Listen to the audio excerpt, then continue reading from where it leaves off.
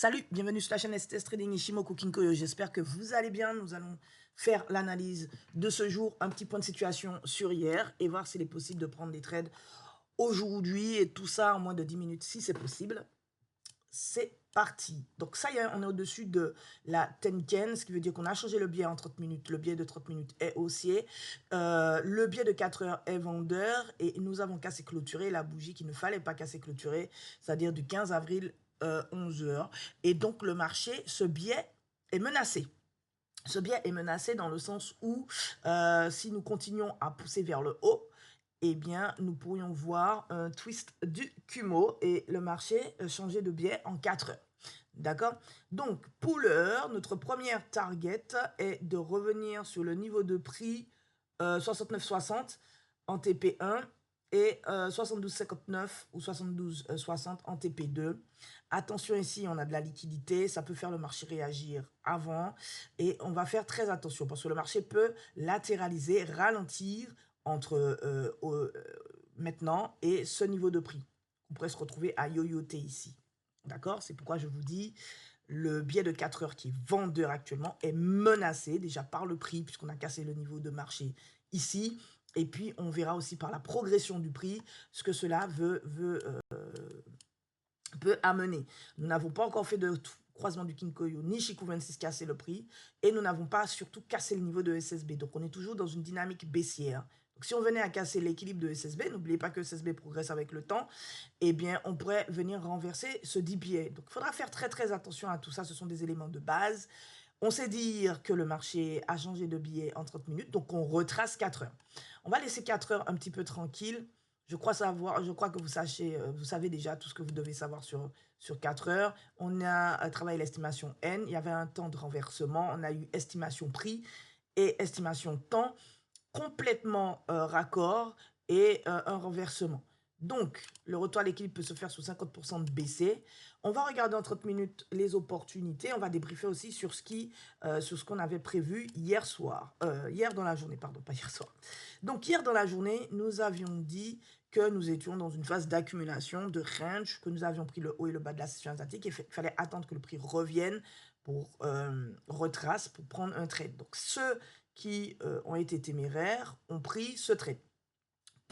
Pour les autres, j'avais préconisé la prudence en attendant vraiment la cassure de ces niveaux-là pour chercher un retracement aussi pour prendre un trade. Donc, ça veut dire que pour vous aujourd'hui, c'est aujourd'hui que les choses se jouent. Ok, c'est aujourd'hui que les choses se jouent. Je vais enlever un petit peu mes gribouillis et on va regarder un petit peu les choses parce que j'avais fixé des dates. Je vous avais parlé de 11h30. Regardez, à 11h30, le marché avait fait un sommet. Je vais parler de 16h, 16h30, le marché s'avait donné un creux pour partir à l'achat. Si on croise juste avec le bilan, regardez comment on sort on sort complètement les équilibres, le prix sort complètement de SSB. On initie un biais haussier et on a fait une onde de V pour partir à la hausse. Donc aujourd'hui, d'accord? Aujourd'hui, on va se focaliser sur ce qui se passe aujourd'hui. On a pris le haut de la session asiatique, ça c'est une chose. Et, excusez-moi, nous sommes en train de manipuler. D'accord? On est dans une phase de manipulation. Pardon, on a pris le haut de la session asiatique. On peut venir très bien prendre le bas à l'issue et revenir dans cette zone blanche ici. C'est une possibilité. Donc, étant donné que nous sommes dans un biais acheteur de 30 minutes et que le marché évolue sous forme de fluctuation, si on veut prendre de l'achat, il faut attendre une correction. Donc, il faut attendre un retracement pour venir prendre de l'achat. Si on attend un retracement, interdiction de casser la bougie du 18 avril, 2 h du matin, parce que si on casse et clôture avec le corps de la bougie Ekinashi, on risque de voir ce magnifique biais haussier se renverser. Donc, ce retracement prendre fin par le prix. D'accord, vous verrez à ce moment-là, twist du Kumo, croisement du Kinkoyo, Chikou 26 qui casse le prix, et un renversement sur setup Sanyaku. Donc, à quoi pouvons-nous nous attendre? J'ai posé ici le temps pour qu'on puisse un petit peu observer les choses. Nous avons jusqu'à 11h30 aujourd'hui pour la fin de la poussée. Maintenant, on peut avoir un sommet aux alentours de 10h. D'accord? Donc, on fera extrêmement attention à ça. Aux alentours de 10h, on peut avoir un sommet. Donc, et si le sommet ne se fait ne se fait pas à 10h ni à 11h30, nous avons 14h30, dernier carat, pour voir un sommet. Par contre, si le marché corrige, ces dates vont servir et vont être observées de façon à avoir un départ d'achat. D'accord? c'est le prix qui valide, d'accord? N'oubliez pas.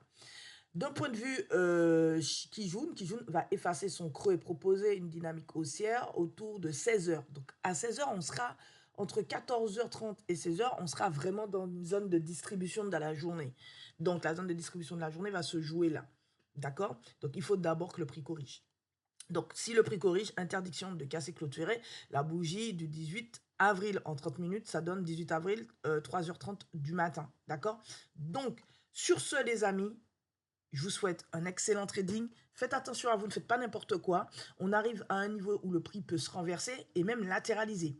Avant de clôturer, on va regarder un petit peu les projections de l'Ishimoku, hein, les targets de l'Ishimoku aussi. Vous voyez, on a une projection, une estimation de type V, ce qui veut dire que le marché peut réellement, à partir de ce niveau de prix, soit respecter son retour à l'équilibre et ne pas casser ce niveau de prix et on repart à la hausse, ou on peut latéraliser, combler un peu avant d'avoir une directionnalité.